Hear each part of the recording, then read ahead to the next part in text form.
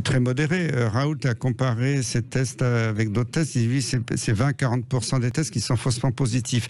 Une université américaine très prestigieuse vient de publier que 90% des tests, alors c'est peut-être pas les mêmes qu'en Europe, sont faussement positifs. Donc, on est en train de générer une fausse épidémie de dizaines de milliers de gens qui n'ont pas du tout la maladie, qui sont des sujets jeunes, en bonne santé, qui vont très bien. Donc ça veut dire, en résumé, que fermer une classe entière pour un cas positif, c'est exagéré. Non. Si l'enfant, par exemple, a des symptômes, a eu de la toux, et vraiment des signes respiratoires, etc., ça peut être logique de fermer la classe, de dépister autour pour faire une bonne enquête.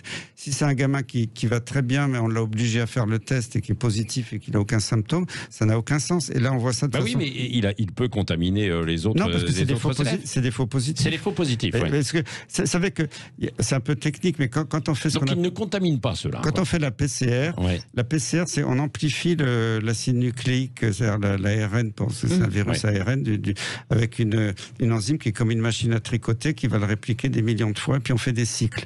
Normalement, quand on fait une PCR pour un virus, on doit s'arrêter à une vingtaine de cycles. Si on va au-delà, on court le risque d'avoir beaucoup de faux positifs, parce qu'on amplifie n'importe quoi. Or, aux États-Unis et en France, on amplifie jusqu'à 45 cycles. En Allemagne, en Italie, ils se limitent aux 20 cycles normaux.